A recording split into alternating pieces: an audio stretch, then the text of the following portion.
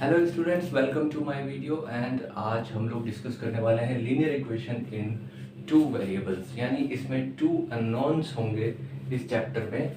मतलब दो अननोन होंगे हमको, टू वेरिएबल्स यानी टू अननोन होंगे, दो ऐसे अननोन होंगे जिनके बारे में हमें पता लगाना होगा। तो इसका सबसे पहले तो दो हमारे डेफिनेशंस जो बुक में दिए हैं उनको हम लोग अगर पढ़ लें। इसमें दिया हुआ है कि linear equation in variable x and y, उसका डेफिनेशन दिया हुआ है। An equation in the form of a x plus b y plus c is equals to zero where a b c are real number and a is not equals to zero, b is not equals to zero.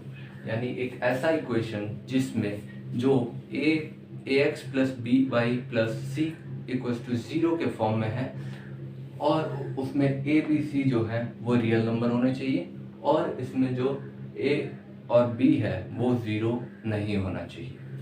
Example में 3x plus 2y minus 6 बराबर zero, 2x plus 3y minus 4 बराबर zero, 7x minus 2y minus 3 बराबर zero, 4x plus 2y,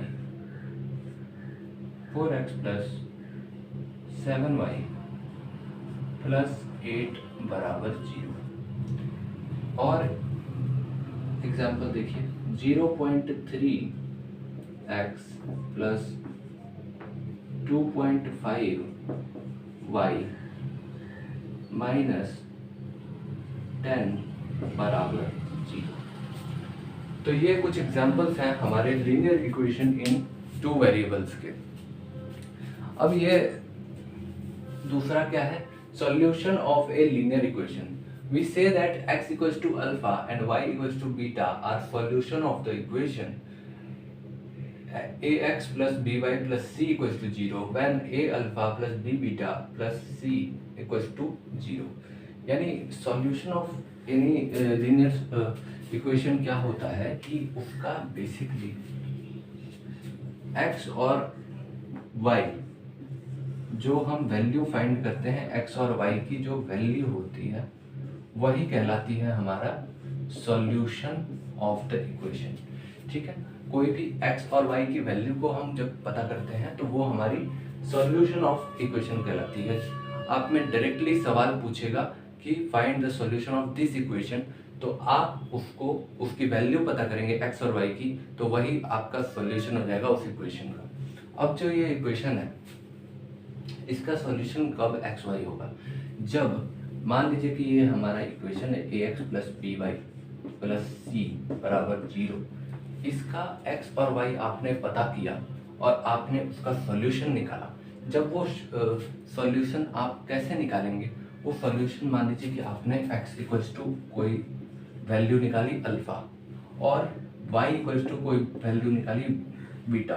मान लीजिए कि ये alpha 1 2 3 1000 कुछ भी हो सकता है, बीटा हमारा 0 1 2 ये भी 0 हो सकता है, 0 1 2 ऐसे करके कुछ भी हो सकता है, माइनस में भी हो सकता है, मतलब कुछ भी रियल नंबर कुछ भी हो सकता है। तो नेगेटिव पॉजिटिव जो भी हो, कोई भी वैल्यू आ सकती है, फ्रैक्शन में आ सकती है, कैसी भी वैल्यू आ सकती है, वो सब तब ही सॉल्यूशन कहलाएगा, तभी सॉल्यूशन कहलाएगा जब ए अल्फा यानी ए में जो आपने वैल्यू निकाली है उसको जब आप x की जगह पे पुट करोगे और बी बीटा, बी में जो आपने बीटा की जो वैल्यू निकाली है आपने उसको y की जगह पे पुट करोगे प्लस c इक्वल्स टू जब जीरो हो जाए।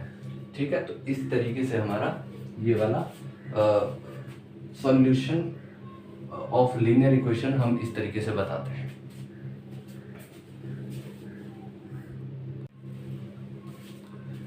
अब जो हमारा नेक्स्ट टॉपिक है वो है simultaneous system of linear equation. Simultaneous system of linear equation क्या होता है कि मान लीजिए कि आपको दो आपको इक्वेशन दे दिया, a1x plus b1y plus c बराबर 0 और a2x प्लस b2y प्लस सी, यहाँ c1 यहाँ c2 बराबर 0। अगर ऐसा कुछ दो इक्वेशन दे दिया आपको, ये इक्वेशन 1 है और ये आपका इक्वेशन 2 है, तो पहला इक्वेशन और दूसरा इक्वेशन दोनों दे दिया आपको, तो जब दोनों इक्वेशन एक ही x और y के वैल्यू से सेटिस्फाई होगी, x और y की आप वैल्यू निकालेंगे, तो जिस x और y की वैल्यू से अगर एक ही x और y के वैल्यू से सेटिस्फाई होगी या किसी भी x और y की वैल्यू से सेटिस्फाई हो जाएगी, मतलब x और y की जो आप वैल्यू निकालेंगे उससे अगर ये सेटिस्फाई हो जाएगी तो ये कहलाएगी simultaneous system of linear equation, ये कहलाएगी। और जो ये सॉल्यूशन आप निकालेंगे, ये सॉल्यूशन कहलाएगा solution of simultaneous system of linear equation. तो इस ये क्या कहलाएगी, ये दोनों कहलाएगी simultaneous system of linear equation.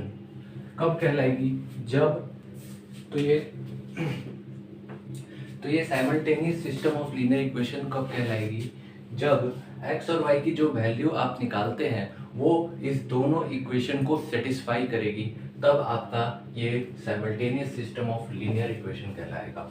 ठीक है, अब हम लोग इसमें आगे लीनियर इक्वेशन के टाइप्स के बारे में जानेंगे।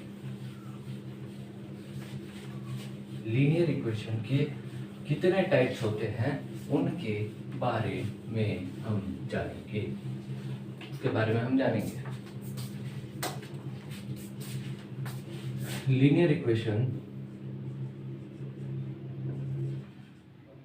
को दो भागों में डिवाइड किया गया है। एक है कंसिस्टेंट और दूसरा है इनकंसिस्टेंट। ठीक है, एक है कंसिस्टेंट, दूसरा है इनकंसिस्टेंट। कंसिस्टेंट का मतलब होता है when the quadratic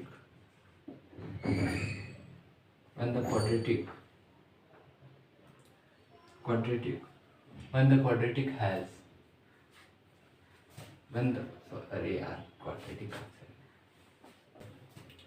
linear equation has at least one solution,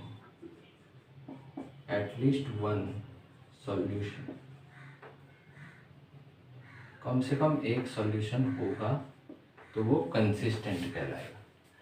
और ये कहलाएगा if the linear equation has